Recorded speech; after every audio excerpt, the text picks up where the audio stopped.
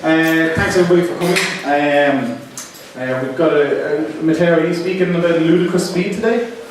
Yes. Awesome. Okay, so we've got a really cool talk about performance and speed in Node.js. So Matteo is an architect with nearForm, and he's our resident mad scientist. He does some really good stuff with performance in Node.js. And I think you'll get a lot out of this talk. It's short, it's sweet, but it's very good. So without further ado, Matteo Collina. Hi everyone. Just to follow up a little bit on what Dean said. I'm the mad scientist at nearForm right now. Previously, this role was filled up by the awesome Dominic Tarr. So I'm really proud. Anyway, so let's start. Let's see if I can share my screen. And yep. So you should be seeing my slides. Please, Dean, confirm. Yes. Awesome. So today we are speaking about reaching ludicrous speed. And yes, it's a reference from Spaceballs. And if you haven't seen Spaceballs, well, I don't know. Go watch Spaceballs and not watch my talk. So, first of all, let's start saying that light speed is too slow. And we just go straight to ludicrous speed. My slides is completely off scale, whatever. Basically we want to get Node faster. And we want to build fast applications. Whatever, if somebody gets hurt in the process, we don't really care too much. So all this starts in 2013. And some of you probably in 2013 enjoyed a really amazing event. NodeConf, the first NodeConf at the castle. At that time, I was living in Ireland, finishing off my PhD, and I was doing some Internet of Things research. And at NodeConf, we were in the theater, doing our talks in the theater in Waterford, and doing this, and I was presenting and talking about two libraries that I've built. MQTT.js and Mosca. MQTT.js, and it's a client for a publish subscribe protocol of the Internet of Things, and Mosca, it's a broker. Mosca it's an MQTT broker written in Node. This talk is not really about MQTT, so don't worry too much about if you don't know what MQTT is. It's really cool, check it out. It's about speed. Mosca is of course open source on GitHub. I said, well, it was fast, up to 20,000 published per second, something like that. And I said on stage it was fast. However, Mosca was highly CPU bound. It was taking 100% of CPU while getting 20,000 published per second. Possibly that back then was Node.js or something, whatever. So the first question for all of you, and I can see you, so Dean, if you want to confirm, do you think that 20,000 is fast?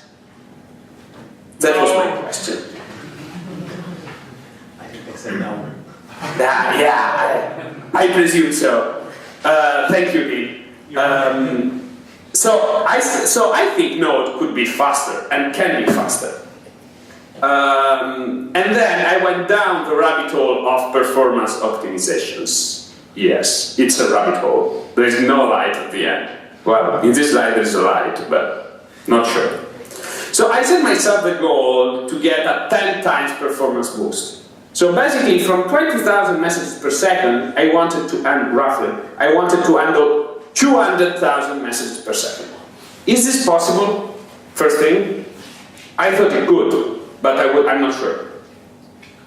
So, which tool did I use? I tried to build flame graphs, and back then it was super complicated to use flame graphs. You needed SmartOS, a SmartOS VM to run your stuff. Whoa, SmartOS. How many of you have a SmartOS VM to use for this kind of activities? We have one person. Clap to him. And it's Anton. It is Anton. It is, I knew that. So, hi Anton. Hey, to build this kind of stuff, you needed dtrace. which is an amazing tool built by Brian Cantoni and Joyen. It's really amazing. However, it's super complicated to use. Then use MDB, something else, I don't know. So this is what worked for me. These 3 nice flags that you can run Node with. And I did all of this by using this stuff. And then later on I figured out some tooling to do this better, but that's another story. So, quick recap, how Node works. Because you know, these little flags, well, what they do, well, we will see this in a moment. But first thing, how does Node work? Node has a nice event loop in the middle, which means there are a series of events that are queued up to be executed. And in your JavaScript, you trigger some asynchronous events, some I/O to be done. Some can be some I/O that can be done asynchronously by the kernel, and some can be done by a thread pool.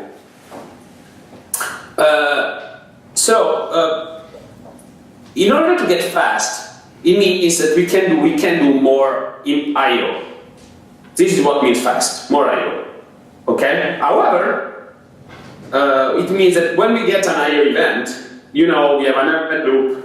So in order to process an I/O event, we need to release the CPU as fast as we can. And get another one, because if you want to do more I/O and another more I/O, it means that we need to process our I/O as fast as we can. You remember in Node we have single-threaded, executing one thing at a time, and even if you have 2 CPUs, yeah, well, you can achieve a parallelism of 2. You have none. Okay, so basically, if you want to have more I/O, you need to handle your I/O and release the CPU as fast as possible. So it means that in order to get my MQTT broker faster, I needed to reduce the time, the processing time for each message. So let's give a bit of context.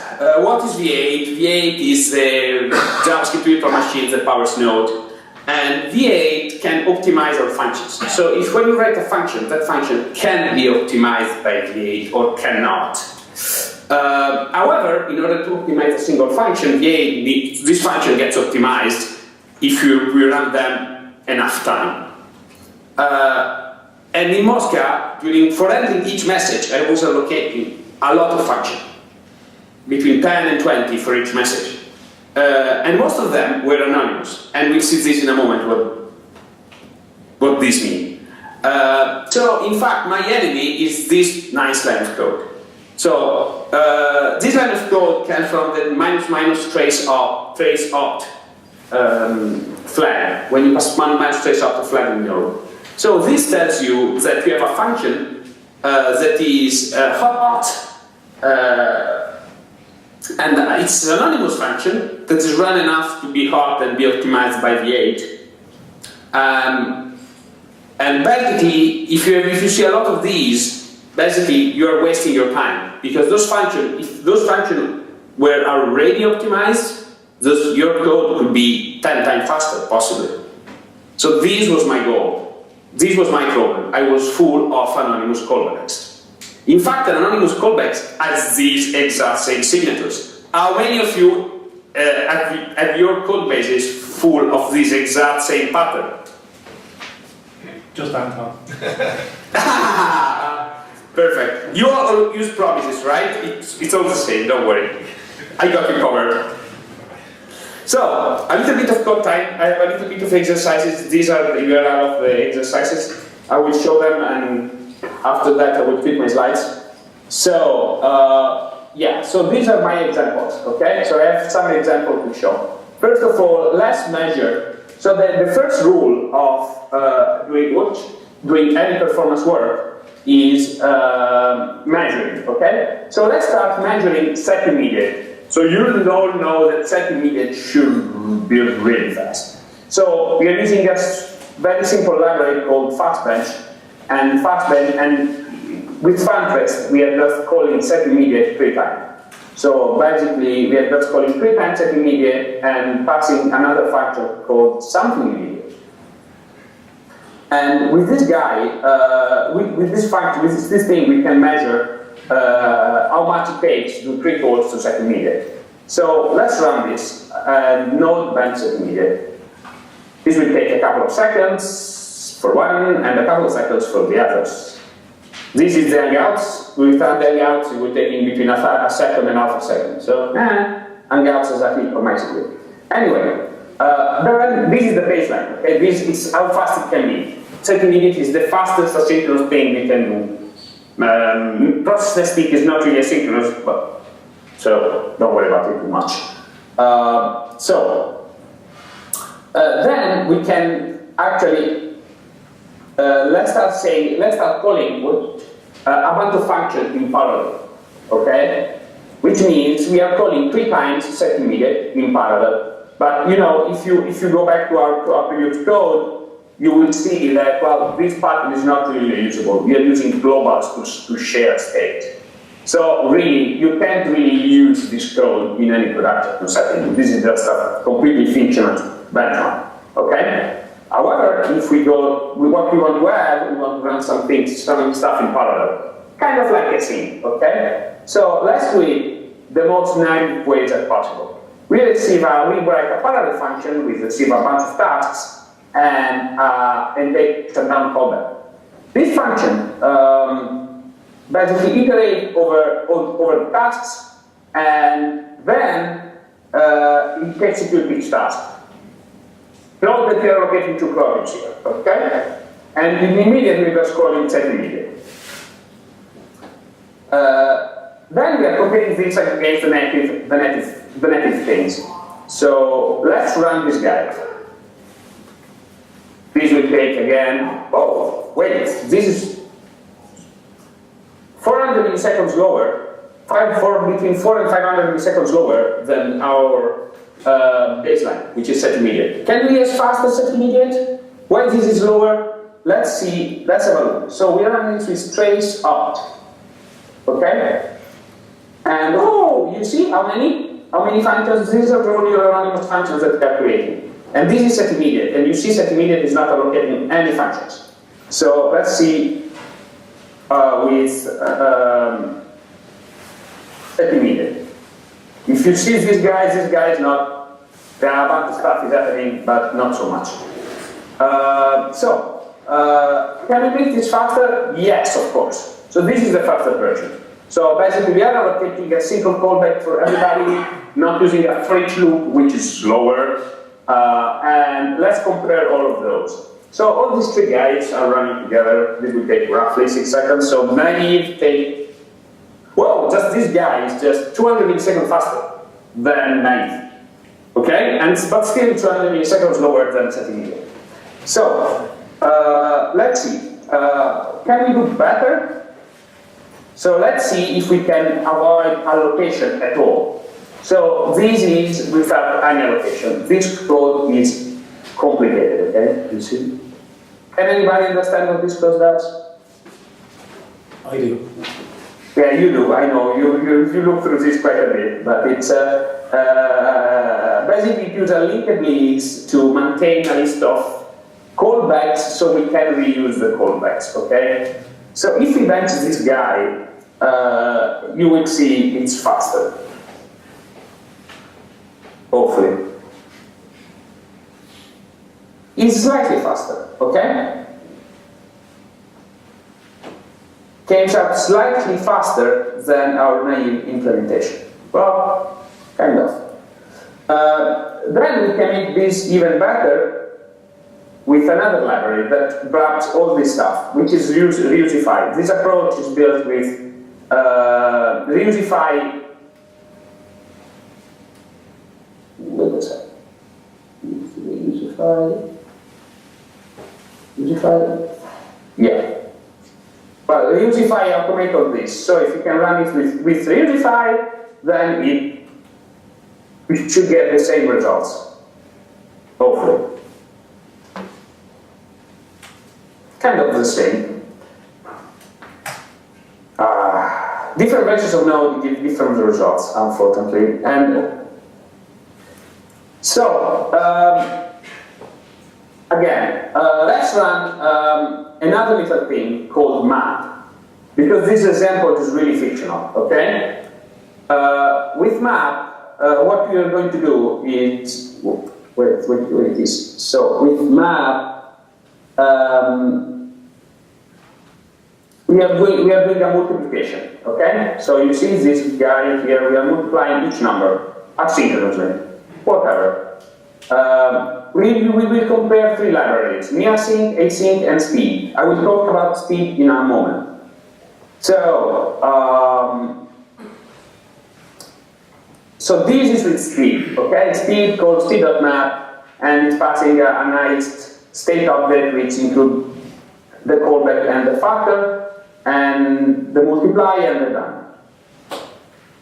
Multiply is of this code, done, basically sum it all up. You see those functions are all created globally. nearsync instead is the pattern that you always use when you use this kind of library. You allocate callbacks, okay? And here we need to allocate the factor callback because we need to access this variable here. And here we are creating this nice for loop inside this anonymous function. This is async, and it's exact same stuff. So let's run these three guys.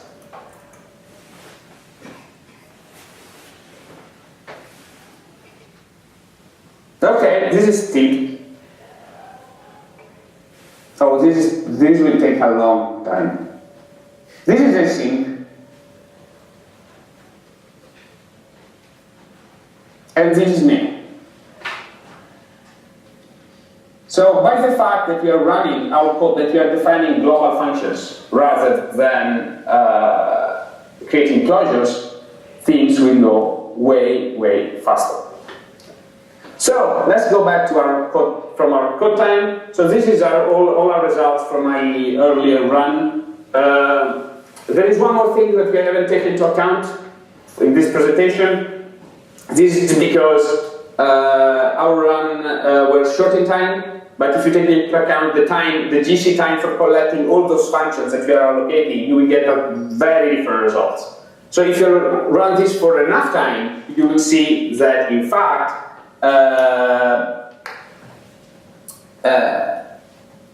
things can be really fast. So let's go. In fact, if you see here, it's like slightly faster. Anyway, with async, you get an insanely high numbers. Okay, with async and nearForm. So yeah, okay. So let's talk about speed. Oh, did the logo. It's a nice logo. Speed, use it in place of async. You can use speed, you can allocate a state, but it's actually optional. So if you don't want to allocate it and allocate functions, yeah, you can do that. It is faster than async anyway. So don't use async, use speed. So speed as speed each, you know it for iterating across a series of elements. Map for mapping, really usually useful. Each series, map series, parallel series, waterfall, queue. There's a nice queue. This queue is really fast. So whatever else you're using for queuing your things, your processing, if you need a little queue, use this guy. It's really, really fast. So let's recap rules for opcode paths in general, or when you want your code to be faster. First of all, do not allocate functions. If you allocate a function, that function needs to be optimized by V8. So yeah. And then make sure V8 can optimize them. Not all functions can be optimized. There are a series of rules called V8 killers. There is a nice thing on a nice page on Bluebird that lists all of them. It's really good. And remember that when you are at 100% of CPU, everything gets hot. So you might need to optimize some stuff. It's really not a big deal. That happens every once in a while, just because you're running 100% of CPU. Again, this is the problem, the GC. I was already talking a little bit about this. GC stops The GC node can be a stop the world if you allocate too much. And in general, it has some synchronous operation. It's not all sync, but some of it is synchronous. The problem with asynchronous GC is you are stopping, you can't execute while it's running. So if the GC takes 30 milliseconds to run, which is a fast time, you are losing 30 milliseconds in which you can handle events. So please make sure that your objects are allocated quickly. My final self-improvement to achieve my 10 times is in Mosca I was allocating a buffer for each packet and copying over this buffer all the relevant information. So I was creating a data structure which was my packet and then another buffer in which I was copying everything over and then all those buffers needed to be collected. To solve this problem, I streamed the packet generation and avoid this allocation at all. So basically, I was streaming my packet chunk by chunk. And also, I implemented some memorization techniques. So I was memorizing the headers, pre-generating them, so they didn't really have to allocate anything. And remember, there is an API called cork and uncork to use this kind of approach, because if you're calling write a lot on a string, you might want to cork it and uncork it so you don't go into the C++ land too much. So, rules for construction. GC time counts. Allocate few objects as possible. And from time to time, it's faster to write slow code that does not allocate. It's even possible, because if you're allocating a lot of stuff, the GC time can be really heavy. And be aware of long-lived objects. If you have an object that is being floating around for a bit of time, it can be problematic. So, with this in mind, I did a little bit of improving Node. And in this process, I found a performance problem in Node that can make your stream run 5–10% faster. And in my case, it was a lot less percent. I have a nice demo I will show you the before and after. There's this nice PR that has been recently landed and has been released at Node 5.7.0 a couple of days ago. Hooray! So, you know, you can enjoy faster stream in Node 5.7. Let me show you my nice demo. So, this was Mosca before. So, can you all see my screen? Yeah. Awesome. So, this is Mosca. It has a nice logo, okay? So, let's start my throughput counter. So we are sending messages as fast as we can with this nice bombing script. This bombing script is just eating the broker as fast as it can. So here you see 8,000, 11,000, whatever. They will go down. Yeah, you see. It's not that fast. So this is the original version of Mosca, and it was currently published if you use it. However, let's try the new version, which is this project called IBIS, that will be the basis of Mosca in the future. Whoa! Yeah, I didn't kill it. Yeah. So, here we go. This has no nice logo. So, let's start let's clean this. So, a bit of surprise. So, whatever. So, here we go, and we start bombing, and we should get some decent numbers out of it.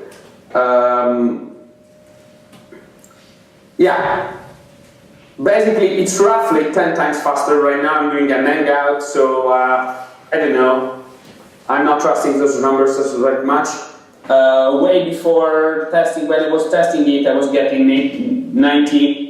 Almost 100,000 messages per second flowing through my broker. Right now there is a hangout and whatever.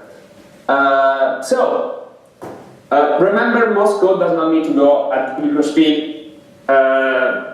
You might get hurt if you see the scene of when when Ludicrous speed happened, you can get hurt, okay? So remember that you might not need to. But if you want, you can.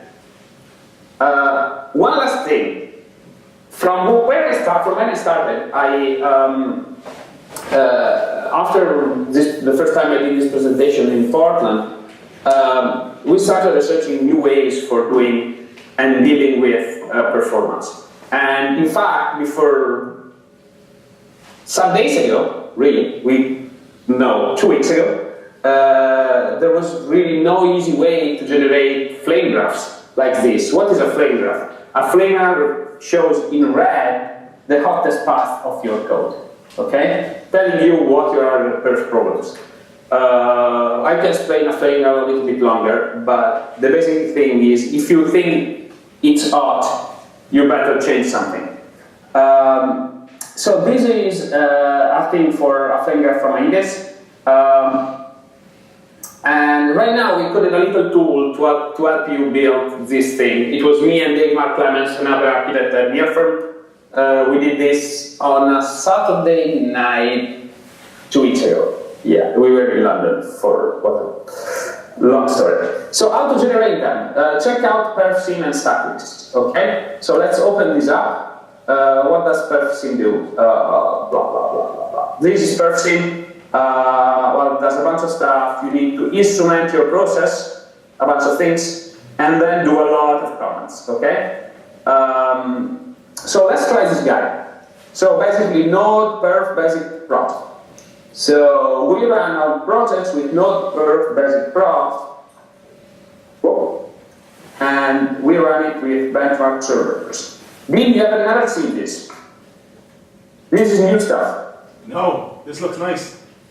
So now we need to run a ditch script. This is on Mac, but there is a similar thing for Linux if you're running. Sorry, Windows is not covered. It doesn't come with the batteries. So you need to start retrace, okay? And it's to run with sudo. Then you need to simulate a lot of workload. So to simulate a lot of workload, what we do is we start our bombing things. We start bombing. You see getting there. Oh, ciao. Nice one. Yeah, sorry guys, I didn't block the notifications. Okay, I think this ran enough time. So let's kill it. Now, we need to run one more thing, which is this. Wait, let's copy the old one in case this doesn't work.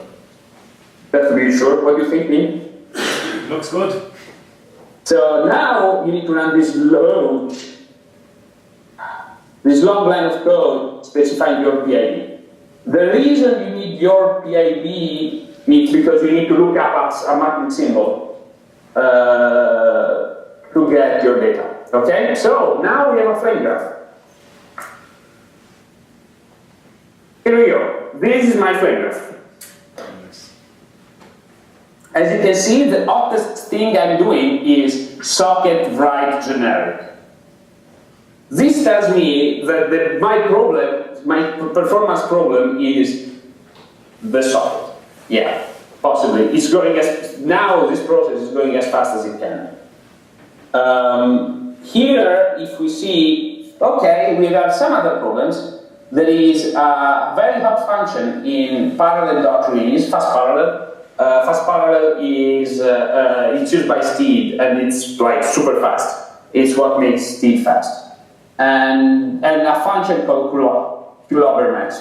Turns out that both these functions are already optimized, so don't know if there's much we can do. But possibly we can do some stuff. Over here, this is buffer allocation. You see this buffer allocation. So I'm doing a copy. Yeah, I'm using BL. Nice one. This is what it is. I'm passing the payload. This is the payload parser. So this is a flame graph. It's really easy to use and to generate. You should try it out.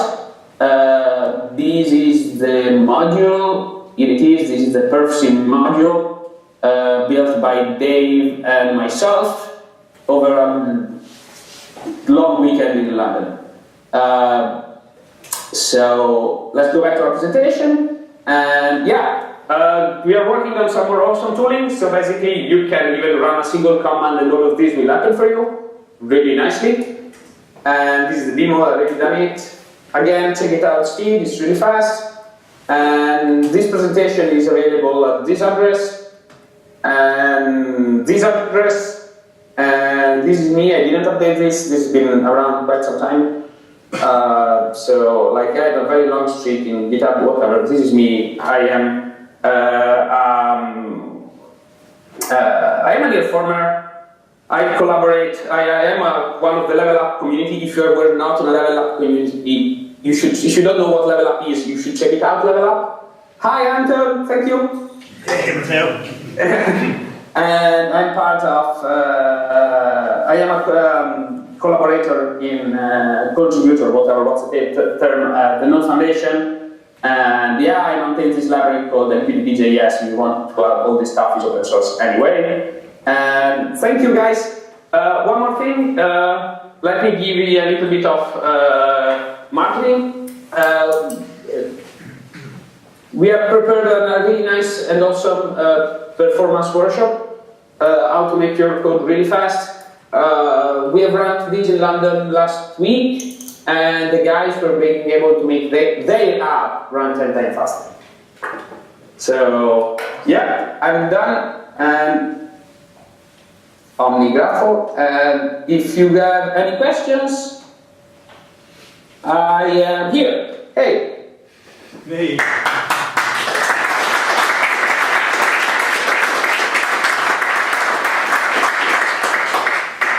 I noticed you didn't say you were a Seneca contributor. Is that is there a particular reason for that? Are you ashamed of that? No, I'm fine. I'm a Seneca contributor. And I know a guy doing a set of graphs on a library. He might be very interested. I'm sure Anton will be interested in that flame graph as well. Has anybody any questions, and I can relay them? Everybody's very quiet. I have a question, Matteo. Yeah. When should I start looking into whether I should start hot padding things or not? So at what point? This is a very nice question. So you have two moments.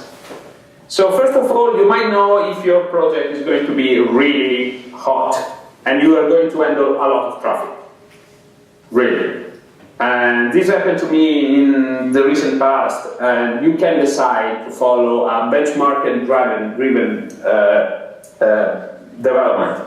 And this is what I did for my MQTT broker. I kept adding features, but keep it as fast as I could. So basically, I started it being fast, and then I kept it there where I was adding features back. And this is an approach that works. However, it might take a long time, and your code might not be super readable for a newbie, at least. Dave was reviewing some of my code and was saying, "Oh, this is horrible. How can you get around writing this code?" Yeah, but this is fast. By the way, that is a nice module that I wanted to show you if you are happy with it. It's called fast JSON parse, and it's probably the fastest way you can parse JSON without a try-catch. I don't know, you just call a constructor and pass a JSON and you get error and value. Whatever, the code is really stupid. I didn't really populate it completely. I need to fix npm the packet data. But yeah, this guide, and yeah, a really stupid library. And this is the fastest thing you can write. You can parse JSON with. Yeah. Don't worry, don't ask why. It's a long story, but this is the fastest way you can do it. In this particular way, if you put a try catch in your thing, it's going to be to blow it up. Anyway. So if you are into trouble and you think you are going to handle a lot of concurrent requests and so on, you probably need to start very early. However, I would say the other approach is just do it after the fact. Don't worry about performance. and then worry a lot about performance. Because if you don't know if your project is going to be successful, then yeah. However, there are a set of things that you should do every day. First of all, check out the V8 optimization killers, and from the Bluebird page, for example, there are a couple of known ones like try catch, bad arguments usage. Some of this stuff is really easy. Like you should not be using that stuff anyway. Don't use delete, for example. If you use delete in your code, how many of you use delete in your code? Just Anton. Just I don't know. Don't use delete. Okay, if you want to delete a property before sending it as JSON, assign that property and undefined. This will be faster. Long story. If you want to know, ask us to do the training course. At some point, we'll do it again. We have another question, Matteo. Yeah. Do you want to ask? So yeah, it seems like I can't really hear, so I need Dean. I need you to. I'll repeat the question for you, Matteo. yeah, so it seems like some things are just like patterns you can learn, and to some point you can actually optimize your code just by following these patterns. And are these guys like nearForm or the companies that are doing consulting on like improving speed of Node.js applications? Are they thinking maybe about like developing a tool that will do analysis of a code and give you like some like first tips, you know, like the first layer that you do, and like how to optimize code? Because like it's pretty obvious. Like I know there is that talk of like how to break create or what to not do to break create, and like I'm pretty sure somebody who is good with like code analysis could write some tools that would actually point to some place and say like, don't inline this function and things like that. Okay. It's more like, are there any tools? The question is basically, are there any easy to use tools, I suppose, to enable this? So right now, a lot of the things you're doing has to do with understanding how it's all going on. So for instance, you need to know the guts of V8 and things like that. Are there any easy to use tools either now or upcoming from yourself, Dave, or anybody in there from, or anybody? There are a couple of nice tools that you can use. First of all,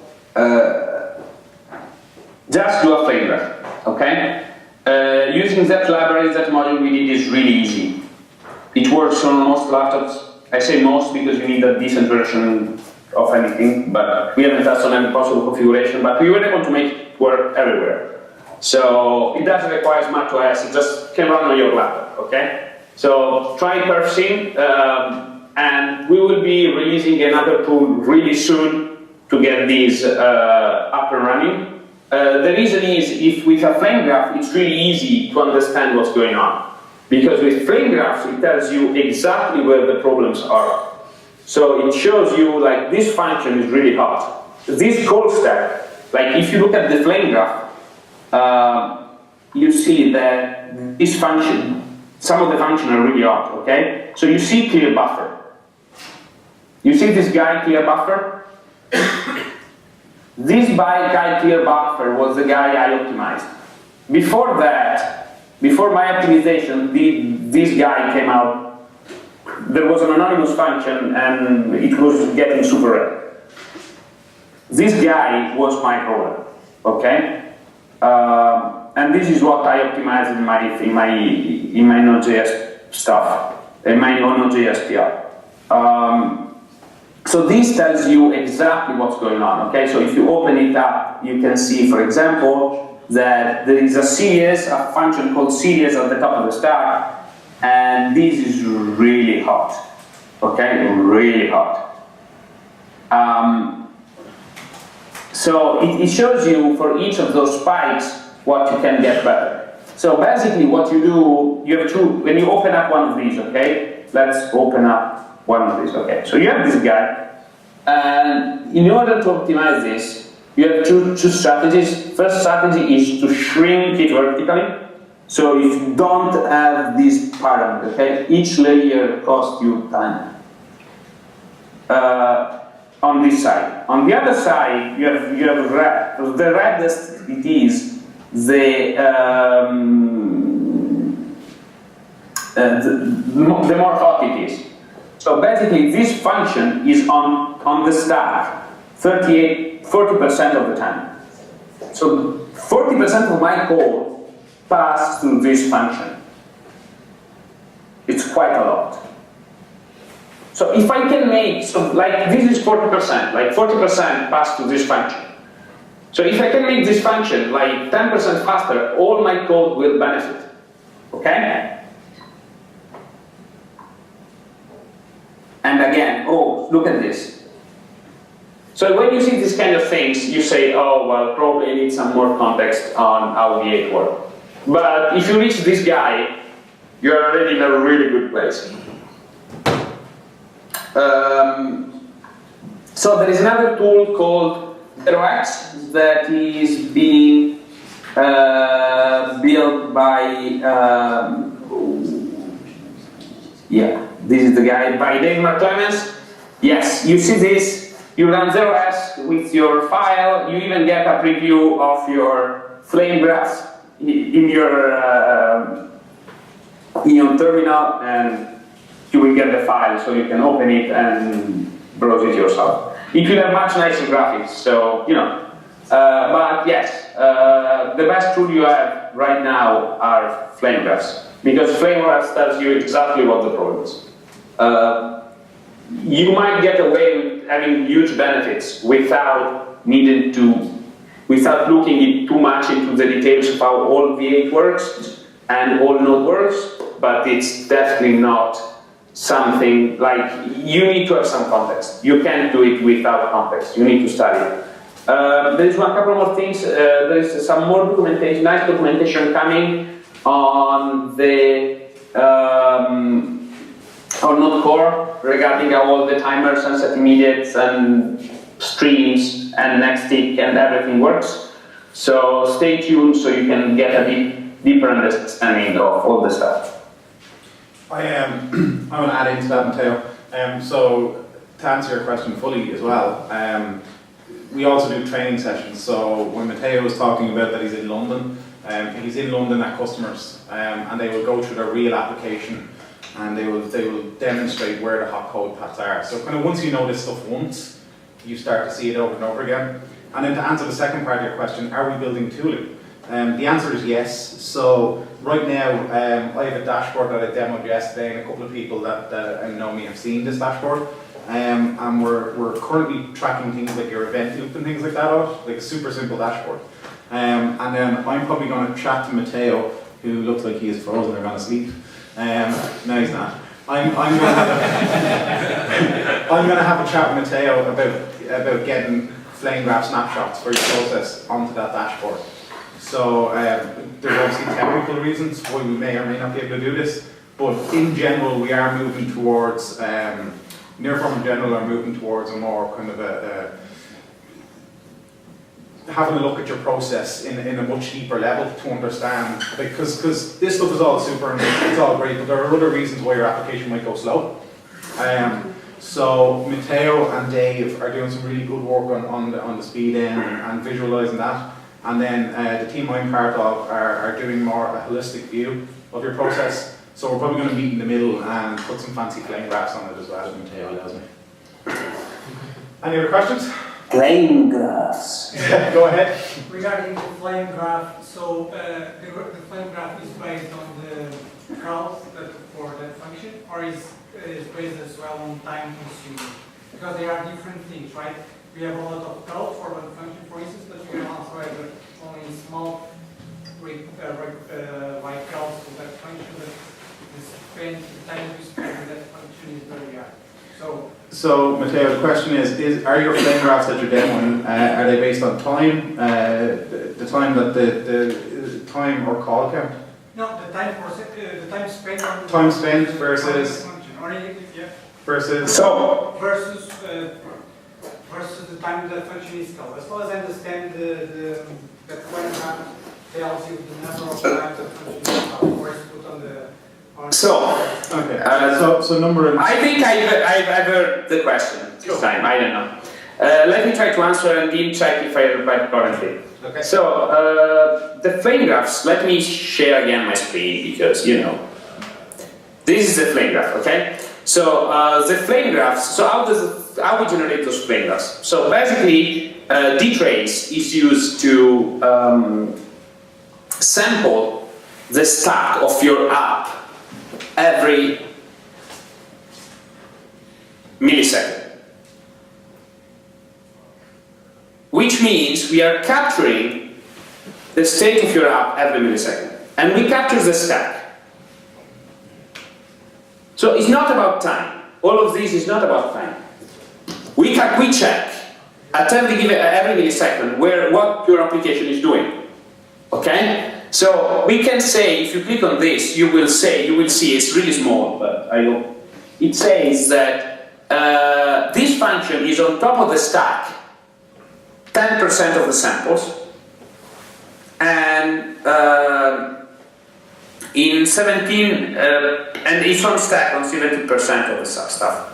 If you look at this guy is on stack 74%, yes, but it's like top of the stack is 1.8. So which means that, yeah, really, this guy is fast, because if it was slow, we will have seen it at the top of the stack. Over here, this guy was seen at the top of the stack 2% of the time. This is why it is one of the slow ones. If we open it up, it comes out, whoa, this is slow. Okay? So this is set immediate, this is release, as we showed, this is again release, and then this is slow. So, this is how you navigate this stuff, okay? So basically, you can see how many times this particular thing has appeared, which means that if you open up two flame graphs, they will not be the same. So if we go back here, I have another flame graph, and this is a flame graph for the same app. Run with a different use case. This is just for ingesting packets, just the parsing stack. So, when you run it, you can see different stuff. So, be wary about this, but I hope I answered. So, if there are, is it clear? Yeah, it's clear. Yes. Yeah, Awesome. so it's essentially, it's based on snapshots. Awesome. Any other questions? No. So, I think we're done. Beer and pizza for you, not for me. I will have a beer. I'll bring pizza to you the next time I see you. No, you don't. I am Italian, sorry, you don't. Your pizza would be amazing. So, do you want pineapple? Yes, I want pineapple. Yes, that's the point. That's exactly the point. Awesome. Thank you very much, Matteo. That was. Thank you, Dean. For everyone, contact me on Twitter. I see people tweeting. I also tweeted back. So. Can you see everybody? Yes. Does everybody want to give a little wave to Matteo before we go? There you go. Awesome. Okay, you hang. Bye, guys. Later.